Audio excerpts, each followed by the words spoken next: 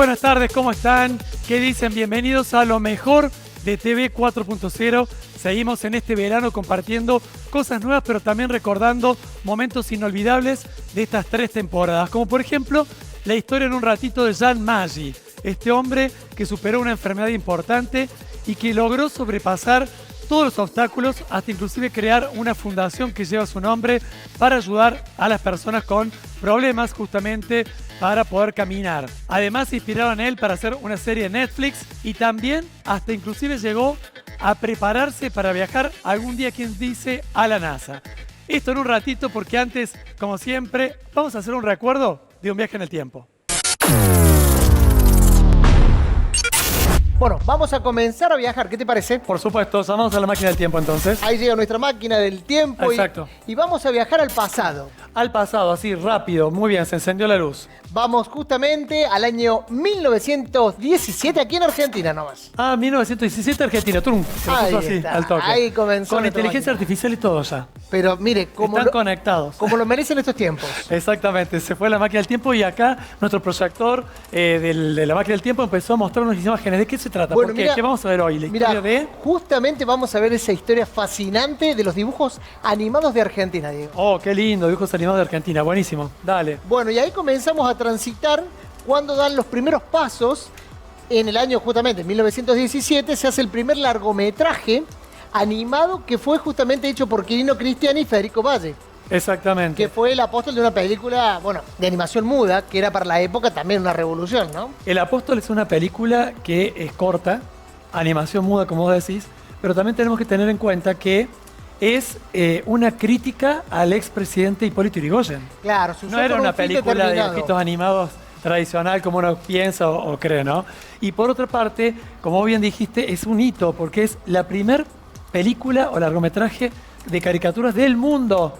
Y fue acá, en Argentina. En Argentina, correcto, con estos dos pioneros que se animaron a hacer algo totalmente diferente. Bueno, seguimos avanzando entonces. Vamos a ir para el año 1950, donde José Burone Bruch, ¿no es cierto?, realiza algo que, bueno, estaba muy vinculado a las raíces nuestras. Obviamente. Y basado en el Martín Fierro. Exactamente. Que era justamente los consejos del viejo Vizcacha. Sí, que lo una estamos viendo adaptación allí. que se hizo, ¿no? Claro, porque muchos de la, como pasó a nivel internacional también, ¿no? Muchos de los personajes o las historias que se vieron en caricaturas venían de cómics o venían de también, bueno, tabloides. Bueno, vamos más adelante en el tiempo, Diego, ¿qué te parece? Porque en el año 1942 es cuando Dante Quinterno hace Upa en Apuros. Y ahí hermoso. aparece, Un personaje muy querido por los argentinos. muy querido, como Paturuzú. lo es Paturuzú. También del cómic llevado entonces a cortometrajes. Sí, señor. Correctamente. Y es ahí cuando aparecen los colores. Claro, otra revolución también, ¿no? A nivel cine y, lógicamente, en todo lo que es el desarrollo de un tipo de producto como este. Y, lógicamente, también el hecho de que el impacto en el público ya generaba otro tipo de percepciones, ¿verdad? Sí, seguro. Bueno, seguimos avanzando aquí. Ahora sí, vamos al año 1970, donde aparece el gran y querido y respetado señor Manuel García Ferré, Exacto. creador de Muchísimas cosas. muchísimos personajes, ¿no? Muchos personajes que nos acompañaron a muchos durante la infancia. Estamos hablando de, no sé, Anteojito, Hijitus, Larguirucho, Cachabacha. Bueno, cuántos personajes más. Y hasta el perrito de Anteojito, Pichichu. Así es, como estamos viendo ahora. Bueno, vos sabés que ese video que estamos viendo ahora Sí. es bastante inédito, no se vio mucho. En blanco y negro, donde se ve Anteojito, que adopta a Pichichus, que estaba en problemas por un perro callejero. Ahí comienza Él todo, también era un perro callejero. Y lo adopta exactamente, y ahí comienza esta amistad que duró para siempre. Así es, sí, que bueno, que es muy memorable en todas las revistas de la época, como así también luego en el cine, como estamos viendo, y en la televisión. Mirá, Pichichu está acá, y mira, tímido como lo vimos recién en el video. No, Pobrecito, como perdido, está perdido en el estudio bueno, también. sí, se sorprende al venir a estos tiempos con nuestra máquina, Lo ¿no? está buscando Anteojito, ¿eh? Capaz que así sea. Bueno, Pichichu, pobrecito, hermoso como lo veíamos recién. Bueno, muy bien, seguimos avanzando nosotros en el tiempo. Vamos ahí al año 1971. Bien. Porque también una persona muy querida, respetada, admirable y hasta el día de hoy vigente, aparece en escena. No me digas, Mafalda vino al piso. Sí, tenemos Mafalda acá. No lo puedo creer. Impresionante. No, sé que la vi increíble. el año pasado en el Caminito de la Boca, porque está dentro de todos los personajes. Claro, está dentro de los personajes. Y nos que sacamos la son foto y acá icónicos. mirá quién está. No, Qué bien. bien, nos vino a Mafalda visitar. siempre tan vigente, tan auténtica, tan genuina. Bueno, y con unas salidas, como decimos comúnmente, ¿no? Totalmente. Con una sabiduría muy especial al momento de decir las cosas, ¿eh? Totalmente, con mucha sabiduría. Kino que realmente nos dejó todo este legado. Y Mafalda es tan importante que a tal punto que todos los compilados en un momento se juntaron y se hizo un largometraje que se llamaba Mundo Mafalda. Sí, y hasta el día de hoy hay libros. De todo, Hay de todo. de lo que busques, merchandising. Hoy Mafalda sigue vigente como nunca antes, ¿no? Qué lindo que trajo la máquina del tiempo a Mafalda, gracias por haber venido. Ahí está, muy bien. Seguimos avanzando entonces. Sí. Vamos al año 1971. ¿Qué Porque pasa? aparece ahí, bueno, también dos personajes queridos, Ajá. como lo fueron Trapito Ah, claro. y Petete. Exactamente, Petete lo querían muchísimo los chicos, todos. El famoso libro. El famoso Gordo. libro de Gordo de Petete y en una película juntos con Trapito. Trapito que es un... ¡Uy! Acaba de aparecer. Mira vos, Trapito. También nos vino a visitar. Es un espantapájaros que es lo opuesto o el antihéroe de los espantapájaros. Sí. Porque en realidad Tiene una se ternura. hace amigo de un pajarito al que después lo ayuda, le salva la vida y están siempre juntos. Y mira lo que lindo que es tierno, no te da miedo. No, la verdad que causa una ternura importante. Exactamente, no era esos espantapájaros que dan miedo, al contrario. Bueno, el hermoso Trapito que también vino al estudio. Bueno, vamos a pasar ahora al año 1999, mucho más cerca de nuestra Sí. fecha o nuestra época, porque aparece en escena también un producto o un personaje creado por Ferré que es Manuelita. Sí, lo estamos O sea, viendo. llevada a la pantalla, ¿no es cierto? Manuelita fue la película más vista de la historia de Argentina en dibujos animados y local, ¿no? Así que todavía no han podido superarla. No, al día de hoy sigue siendo también algo nostálgico para los pequeños, los grandes y los muy grandes. La adaptación también. de la canción de María Elena Walsh, ¿no? Exactamente, Que la llevada llevaron a la pantalla grande. a la pantalla grande y batió récord de audiencia y nunca más pudieron superarla. Bien, ¿cómo seguimos? Bueno, justamente Diego con una invitada en el piso para seguir viajando un poquito más acerca de esta hermosa historia. Bien, a ver quién viene, a quién nos trae la máquina del tiempo. Uf, con la luz llegó. Aquí ¿Cómo está, estás? bueno, Constanza Curatitoli, Sí. bueno, quien es cineasta, docente, investigadora de todo el mundo de la animación, Diego. ¿Cómo les estás? va? Bienvenida. Muchas gracias por invitarme. Bueno, estuvimos gracias haciendo un por estar repaso acá. junto a Martín en la máquina del tiempo sobre la historia de la animación en Argentina, algunos hitos, algunos momentos muy importantes que tuvimos muchísimos, ¿no? Y quería preguntarte cómo estamos hoy en Argentina y en Córdoba. Bien, estamos en un momento muy interesante en términos de la generación de animadores, el talento creativo, técnico y el desarrollo además de narrativas o de poéticas y de estilos de animación muy personales y muy singulares. No solo en Buenos Aires, porque hace unos años atrás podríamos haber pensado que el grueso de la producción se condensaba en Buenos Aires, Es cierto. sino que en Córdoba hay un montón de estudios y una producción súper interesante que está teniendo mucho reconocimiento en festivales, en mercados y en otras economías también. Esto muy de la mano con el surgimiento o la forma en que se afianzan escuelas de animación en otras provincias. Entonces se puede pensar en una animación que ya va siendo más federal, donde está... Y de acá para otros países también. Exacto, Sin lugar a la dudas. posibilidad de trabajar para afuera Con también. la tecnología nueva. Y eso Exacto. te iba a decir, dijo algo en relación a la posibilidad económica, ¿no? Qué buen fuente de ingresos, se podría decir, o de generación de trabajo que da también este fascinante mundo de la animación, ¿no? Sí, pensar que es una industria y donde además la animación está presente desde la aplicación que abrís en el celular y tenés algo animado, Tal cual. un cartel que ves en la calle, en la vía pública, hasta obras mucho más autorales o películas que podemos ver en el cine. Es muy vasto el Publicidades. campo, la Sí, generación de publicidad. contenido, sí. Es muy vasto. En la pandemia también, por ejemplo, fue un cierto modo una explosión en el término de que mientras los rodajes estaban limitados, la posibilidad de seguir trabajando en animación, trabajar en remoto, no trabajamos con actores, entonces podemos crear otros imaginarios y ahí también es posible expandir los límites de la animación en distintos formatos también, ¿no? Increíble el paso del tiempo, lo que se llegó a evolucionar. Hablando de eso, ¿qué se usa más hoy en animación? ¿Las viejas filminas que se unían una tras otra o todo lo digital? Hay de todo. ¿Hay de todo? Por suerte hay de todo. Sí. También cuando pensamos en animación, pensamos en que es un lenguaje y que es muy amplio, no solo en los lugares en donde lo encontramos, sino en las formas de hacer. Entonces es interesante de que si bien hay muchos avances también en tecnológicos, podemos pensar en la animación 3D o los grandes estudios de Pixar, DreamWorks, tenemos representaciones quizás que por momentos hasta son cada vez más realistas.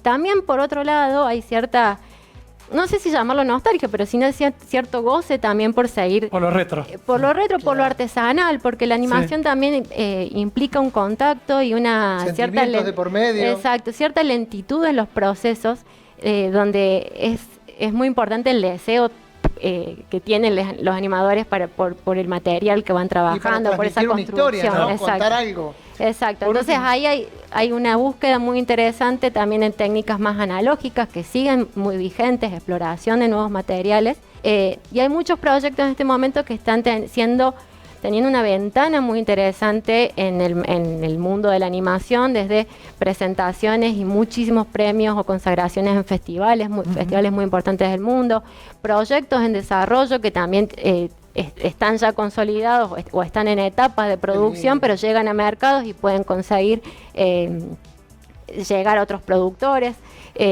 Hay mucha interacción, ¿no? Exacto. Y en eso, por ejemplo, es fundamental también el rol, además de las políticas públicas y fomento a los desarrollos de proyectos o a los financiamientos de proyectos, ciertos espacios que articulan la escena como festivales, mercados, laboratorios, que van profesionalizando, van siendo también como un espacio de intercambio, de networking con otras personas interesadas de la industria, van nucleando y la verdad que es un espacio sumamente dinámico en este momento. Mucho potencial y una buena noticia que se siga apostando a esto, ¿no? Así es. Muchas gracias, Constanza. Gracias a ustedes por invitarnos. Ahora sí, momento de una breve pausa y como estamos haciendo, les proponemos ver el backstage de las películas, ¿eh? No lo que se ve en la tele o en el cine, sino el detrás de escena. En este caso, Robocop, 1987. Y además, muy tecnológica. Con eso vamos a la pausa y ya volvemos.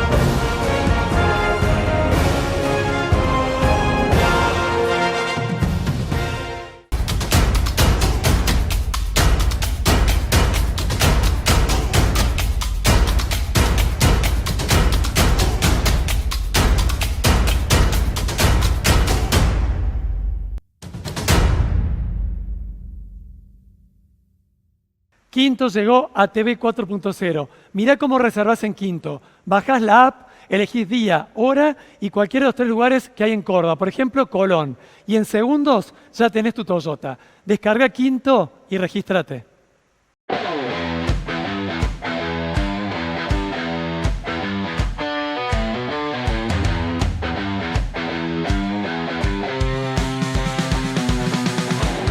Nono Luigi, Campo Hotel.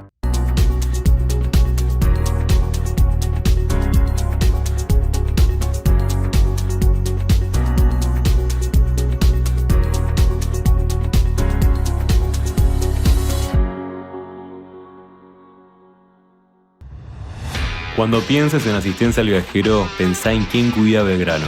El club más popular confía en Intermac Assistance. Elegilo vos también y viaja protegido.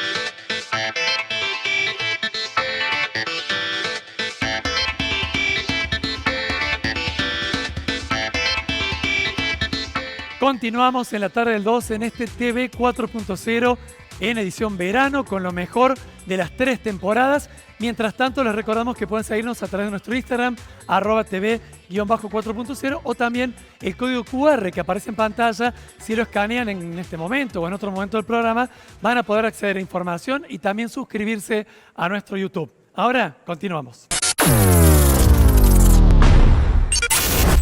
Y dije una linda sorpresa porque estamos con Jan Maggi, que es deportista adaptado. Y si digo solamente esto, me quedo corto porque tenés una lista de cosas, Jan, que la verdad que me da mucho gusto que estés acá en el programa, la verdad. Bueno, gracias por la invitación, Diego. Un gusto para mí también.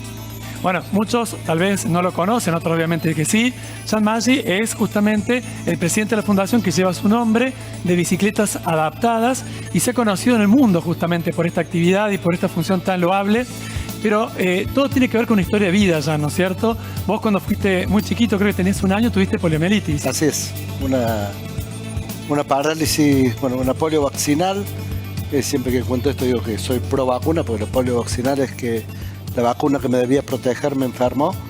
Pero bueno, un accidente dentro de la tecnología que hace que la tecnología evolucione, ¿no? Así que soy pro vacunar y no guardo rencor contra la vacunación. Mira, a partir de esto, bueno, tuviste mucho esfuerzo de chico, tu familia te acompañó mucho, estudiaste, hiciste muchas cosas, formaste una familia y después en un momento de la vida te pasó algo también de nuevo que fue muy fuerte. Tuviste un problema cardíaco, muy joven.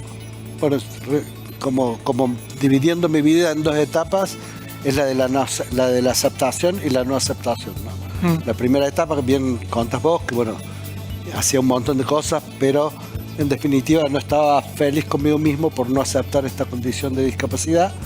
Entonces mi refugio eran los excesos que terminaron en esto que bien decís vos, un infarto, que yo hoy digo que el infarto me salvó la vida, ¿no?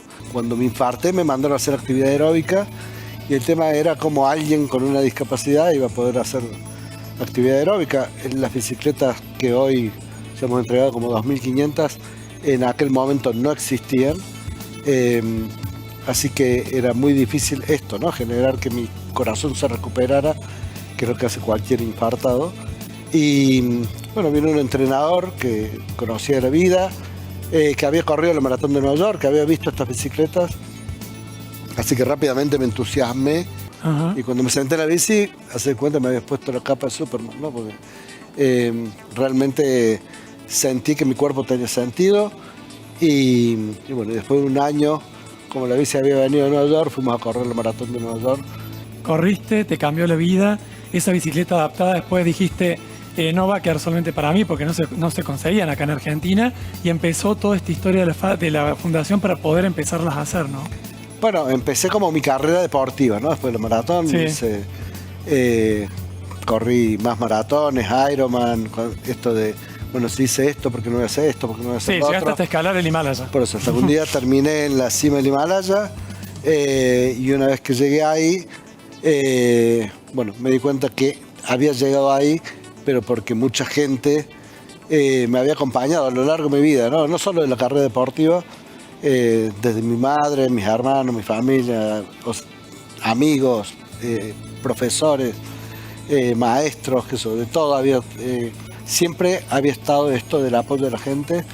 Entonces entendí que esto de haber llegado a la cima del mundo y que debería, y todo esto de que me habían ayudado para llegar ahí, pensé en esto, ¿no? En poder ayudar a otros, porque creo que también en definitiva los logros personales terminan siempre en algún archivo, ¿no? Porque creo que lo importante era poder multiplicarme en otros, y ahí es donde empezamos a pensar la Fundación Jan Maggi.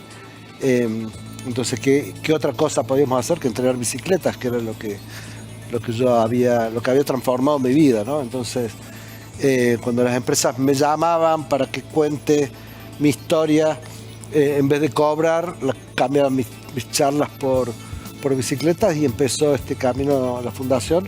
Dije, bueno, vamos a poner una fábrica de bicicletas.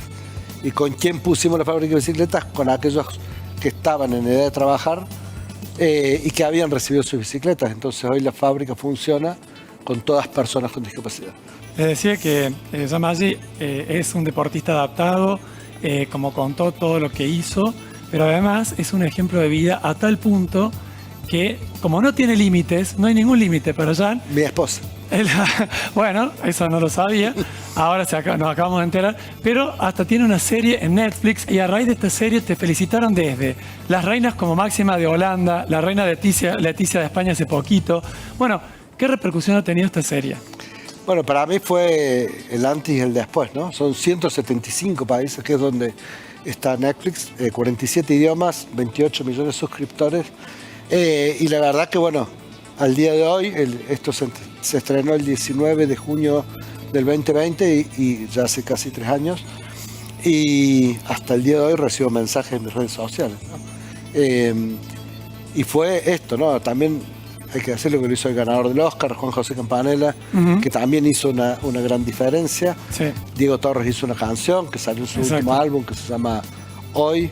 El tema que cuenta un poco mi historia. Obviamente estoy feliz con mis marcas, de tener la marca de ser la única persona que subió al Himalaya, de ser la única persona que cruzó los Andes a caballo con discapacidad, de estar trabajando para ser la primera persona con discapacidad en ir al espacio. Bueno, ahí quería llegar, porque no solo que no conoce límites en el planeta, sino que ya quiere ir a sortear límites en otros lugares. ¿Qué pasó con el tema del espacio que estuviste preparándote en el 2022, creo? En el 2022 en realidad empecé a seguir el proyecto Espacio 12 años atrás, cuando las compañías empezaron, recién veíamos a Elon Musk, que bueno, hay 3 compañías, SpaceX, Sí. que Elon Musk es el dueño, Blue Origin, que es el de Amazon, y Virgin Galactic, que es el de Branson. Yo empecé a seguir estos proyectos hasta que Virgin Galactic aceptó evaluarme como un futuro astronauta, y durante los 2 últimos años estuvimos, bueno, con toda esta preparación para ver si era viable que una persona con discapacidad pudiese ir al espacio. Terminamos las pruebas positivamente, así que también volé un jet L-39, Sí, un te jet vi. de guerra. Pero bueno, fascinado con eso, todos los entrenamientos teóricos con los astronautas. Y nada, esperando ahora que mi vuelo, somos 800 personas, de las cuales yo soy el que tiene discapacidad, que vamos a volar con Virgin Galactic. sí. Es imposible saber si voy a hacer o no, pero bueno, el primero argentino seguro. El primero seguro. Así que nada, estoy feliz con eso y de nuevo, de poder llevar la bandera de la discapacidad. Felicitaciones por todo, Jan. Un gusto enorme haberte tenido, este mensaje que das. Y viste que muchos dicen, algunos no son profetas en su tierra, vos sí. A tal punto que la bicicleta adaptada está en el Museo de la Industria y la La pueden ir a primera visitar. bicicleta que fabricamos está en el Museo. Está en el Museo de la Industria también, Sí, sí, así sí. que, bueno, un orgullo para todos. Bueno, gracias por la invitación, gracias por el espacio. Y siempre digo que es muy importante que los medios también se hacen eco de la historia o de las historias, porque es una forma de educar, ¿no? Ujú. De cambiar el concepto de la discapacidad. Un gusto enorme. Gracias a Muchas vos. gracias. Gracias.